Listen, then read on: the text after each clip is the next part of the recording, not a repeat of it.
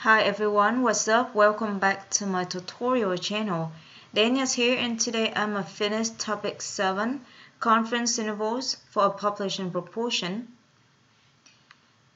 And in this video, I'm gonna first show you how to construct a confidence interval, then how to find the sample size needed for a desired margin of error, and how to construct the confidence interval for a population proportion when we have a very small sample.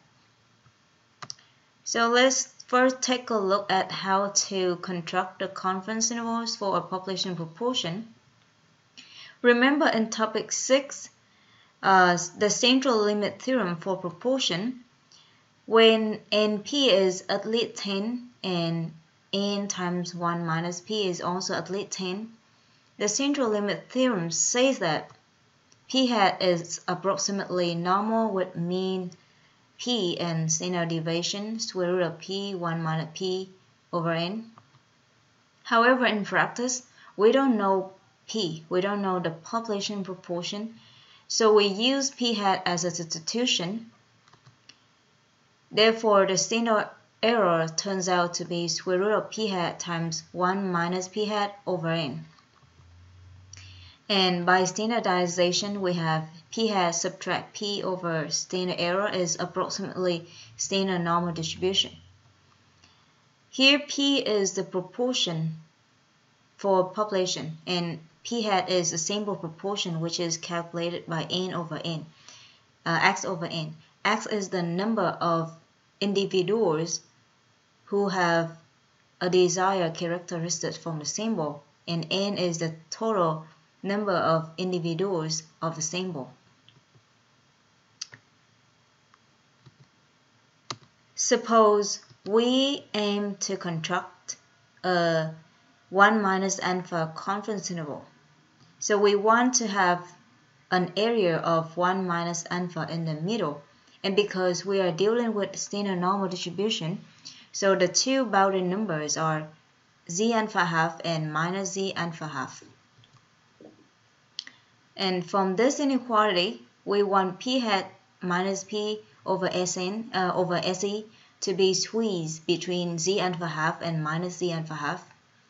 So by solving for p, we have p is between p has minus z alpha half times standard error and p hat plus z alpha half times standard error.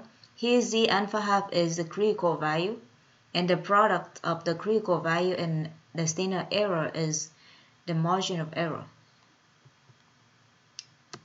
where p hat is x over n and SE, the standard error is square root of p hat 1 minus p hat over n. So similar to the CI for mu when sigma is known and unknown, the procedure for constructing a CI for p is first we have to check the assumptions. If np or n1 minus p is not at least 10, then the assumptions are not met, so we cannot use central limit theorem. Otherwise, central limit theorem is applicable. Step 2, we find the point estimate, which is p hat, the sample proportion, is equal to x over n. Step 3, we find the critical value, z alpha half. Step 4, we find the standard error, which is square root of p hat 1 minus p hat over n. Step 5, we use the point estimate and the margin of error to construct the CI. So we have point estimate plus or minus margin of error, and that is point estimate plus or minus critical value times standard error. So we got p hat plus or minus z alpha half times square root of p hat 1 minus p hat over n. The last step, we should interpret the result. So that's the procedure. Now let's go over an example. Example 2, in a survey of 517 music teachers, 403 said that the video games Guitar Hero and Rock Band have a positive effect on music education. Construct a 95% confidence interval for the proportion of music teachers who believe that these video games have a positive effect. A video game manufacturer claims that 80% of music teachers believe that Guitar Hero and Rock Band have a positive effect. Does the confidence interval contradict this claim? So first, let's construct the confidence interval. The first step is verify the assumption. We got here in p hat is just x, which is 403, and n times 1 minus p hat is just n minus x, which is 114, and both of them is greater than 10. So the assumption are met. Step 2, we find a point estimate. We got here p hat is 0.78. We use x over n, which is 0.78. Step 3, we calculate a standard error by taking square root of p hat 1 minus p hat over n, and the answer is 0.0182. Step 4, we find a critical value. Here, since we constructed 95% confidence interval, so 1 minus alpha is 0.95. Alpha is 0.05 and alpha half is 0.025. So the critical value is 1.96. This value can be calculated by using technology or table A2, the z-score table. And the margin of error is the product of the standard error and the critical value. So we take 0.0182 times 1.96, we got 0.04. So now we have the point estimate and the margin of error, so we can construct the 95 CI. We have point estimate plus or minus the margin of error, that is 0.78 plus or minus 0.04. So the 95% CI of the proportion of music teachers who believe that Guitar Hero and Rock Band have a positive effect is between 0.74 to 0.82. That means around 74% to 82% of music teachers believe that Guitar Hero and Rock Band have a positive effect. And the second part of the question is, a video game manufacturer claims that 80% of music teachers believe that Guitar Hero and Rock Band have a positive effect. We see that 80% is 0.8 and 0.8 is between 0.74 and 0.82. So the confidence interval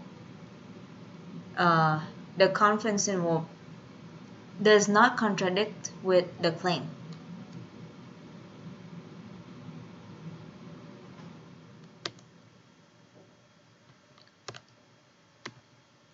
So now we go to the problem of sample size needed.